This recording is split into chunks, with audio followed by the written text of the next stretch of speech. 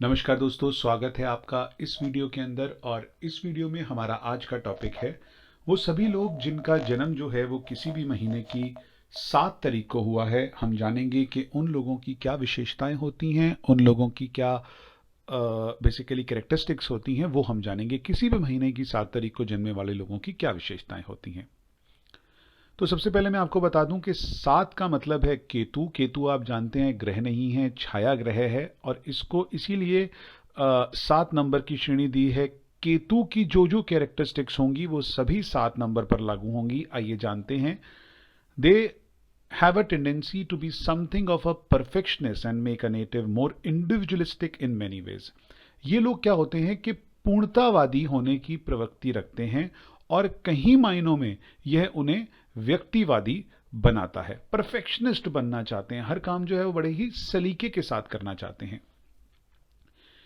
Their mind is good at deep mental analysis and complicated reasoning. उनका दिमाग गहरे मानसिक विश्लेषण और जटिल तर्क में अच्छा होता है। इसका मतलब है कि जब एनालिसिस की बारी आएगी, जब रिसर्च की बारी आएगी, तो उन कामों के अंदर 7 नंबर वाला व्यक्ति जो है वो बहुत अच्छे तरीके से काम करेगा। They are very psychic and sensitive and should usually follow their hunches. वे बहुत मानसिक और संवेदनशील हैं और उन्हें आमतौर पर अपनी प्रवृत्ति का पालन करना चाहिए, है ना। सेंसिटिव हो जाते हैं ऐसे लोग, साइकिक प्रवृत्ति के होते हैं। They may not take orders too well, so they may want to work alone और in a situation where there can be the boss.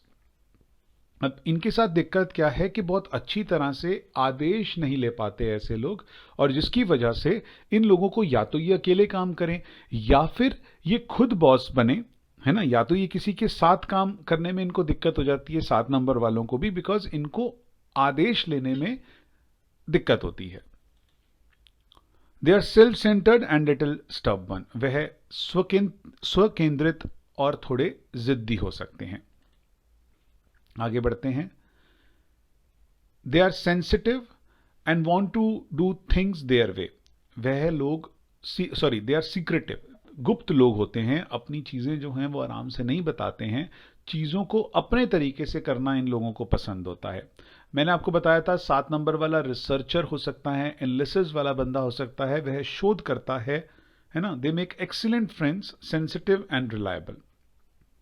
बहुत अच्छे दोस्त बनाते हैं ऐसे लोग, संवेदनशील होते हैं। जो बहुत ही अच्छा इनका दोस्त होगा, सिर्फ उन्हीं के साथ ये साझा होंगे, उन्हीं के साथ ये चीज़ों को शेयर करेंगे। बाकी लोगों के साथ शेयर करना इनके लिए इतना आसान नहीं होता है, दुबक के बैठ जाते हैं अगर किसी नई जगह पे जाएं इतनी आसानी से। तो they want to go to the depth of everything. They are loners but they love to spend time in research and thinking. वह हर चीज़ की गहराई में जाना चाहते हैं। वह अकेले हैं, लेकिन उन्हें अनुसंधान और सोचते हुए समय बिताना पसंद है। अब कोई रिसर्चर होगा, कोई एनालिसिस करने वाला होगा, तो वो तह तक जाना पसंद करेगा किसी भी चीज की, है ना। तो ये लोग भी गहराई तक जाते हैं और उसके बाद फिर अपनी सोच लगाते हैं। You are philosophically and spiritually oriented. आप दार्शनिक और आध्यात्मिक रूप से उन्मुख हैं।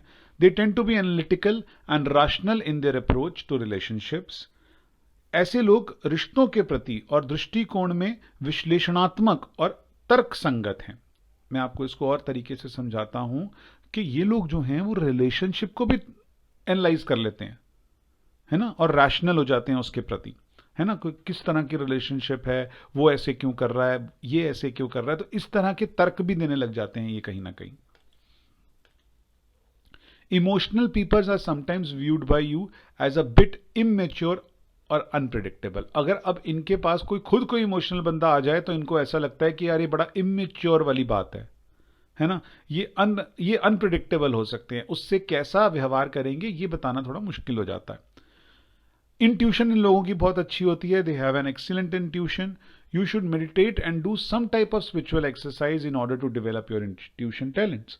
साथ में 7 नंबर जो है बेसिकली वो भी ऑकल्ट साइंस के साथ बहुत अच्छे तरीके से जुड़ा हुआ है।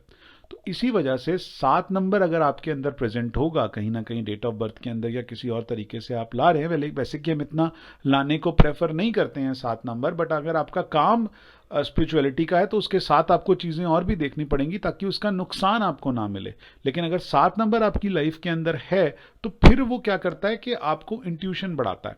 अब इंट्यूशन को बढ़ाने के लिए इसमें कहा गया है कि आप मेडिटेशन का सहारा भी लें ताकि आपकी इंट्यूशन पावर जो है वो और अच्छी हो सकें। You should avoid taking anything at face value, nor should you take excessive chances और गैम्बल।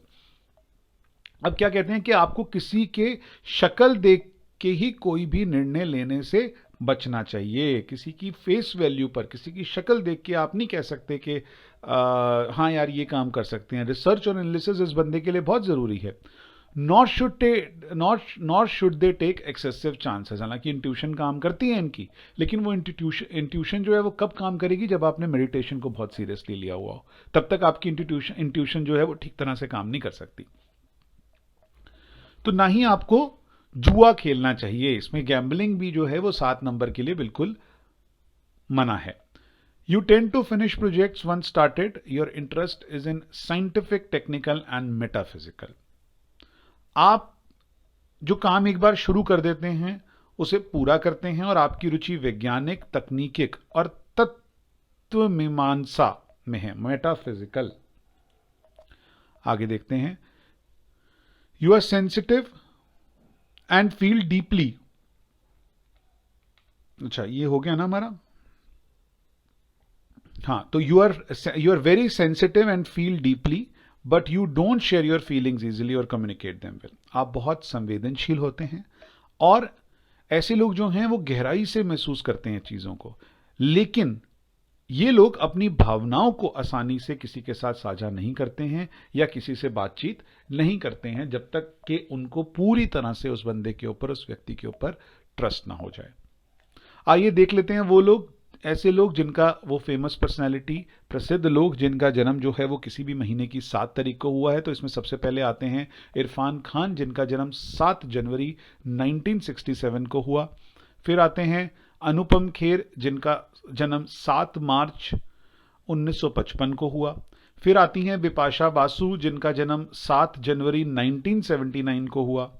फिर आते हैं राम गोपाल वर्मा, जिनका जन्म 7 अप्रैल 1962 को हुआ। तो आप इन सभी लोगों की कैरेक्टरिस्टिक्स के साथ, इन सभी लोगों के स्वभावों के साथ उस 7 नंबर केतु की कैरेक्टरिस्टिक्स 50% के अंदर देख सकते हैं आप कहां आ रहा है, जोड़ सकते हैं और फिर देख सकते हैं कि किस तरह का स्वभाव इनके अंदर आता है। बेसिकली जिसका 7 को ही जन्म हुआ होगा उसके अंदर तो बहुत ज्यादा क्वालिटीज होंगी केतु की, है ना। हमने यही देखा है एज कंपेयर टू के अदर नंबर जुड़कर जो बनते हैं, जो हम आगे देखेंगे अभी।